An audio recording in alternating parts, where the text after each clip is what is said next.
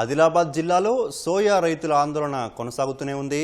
ఉదయం నుంచి market yard ప్రధాన ద్వారం ఎదుట రైతులు బైఠాయించడంతో మార్కెట్ స్తంభించింది. ఆదిలాబాద్, నిర్మల్ జిల్లాలో నెల రోజులుగా ఇబ్బంది పడుతున్నప్పటికీ నేతలు, అధికారులు పట్టించుకోవడం లేదని రైతులు ఆగ్రహం వ్యక్తం చేస్తున్నారు. 12 గంటలకు సోమవారం రోజు వచ్చి శాంపాలు తీసుకుపోయినారు. ఇప్పటి వరకు వచ్చి వాళ్ళు ఇన్ని సోయాబీన్లు కొంటామని సమాధానం లేదు అధికారుల నుంచి. వాళ్ళు ఇప్పుడు ధర్నా చేస్తే 11 మందియే కొంటాం అనే నినాదం చెప్తున్నారు. లేదంటే వాళ్ళకు గవర్నమెంట్ నుంచి ఆర్డర్ రావాలన్నట.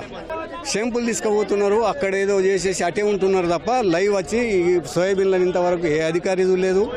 ఎవడన్నా రైతు గుండె ఆగి చచ్చిపోతాడు ఈ చలికి. ఎవరైతే పాస్ అవుతుందో వాళ్ళనే తెమ్మనేది. మిగతా రైతులందరూ తెచ్చినాక అయ్యల్లా పాస్ కాకులేవు మా సోయాబీన్లు, తేమ లేదు, అది లేదు అనుకుంటా 2 మంది నష్టపెడితే రైతులు 3 రోజులు అన్నాక ఎట్లా పరిస్థితి?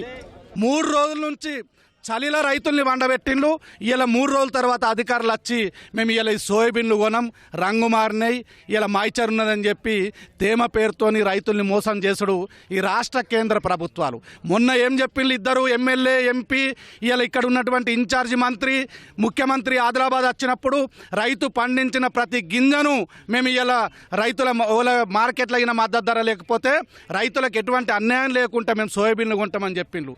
ఇద్దరు కలిసి ఇలా రాష్ట్ర ప్రభుత్వం, కేంద్ర ప్రభుత్వం కలిసి 30% సోయాబీన్లు కూడా రైతుల దగ్గర నుంచి సేకరించలేదు. ఈరోజు ప్రకృతి వైపరీత్యంతో జరిగింది. రైతు చేజేతులతో చేసుకున్న నష్టం కాదు. కోతల సమయంలో వర్షం పడ్డందుకు కొంత కలర్ తగ్గినప్పుడు ఏ గ్రేడ్, బి గ్రేడ్ చేయండి, ఒక 100 రూపాయలు తగ్గించి సోయాబీన్ తీసుకోండి.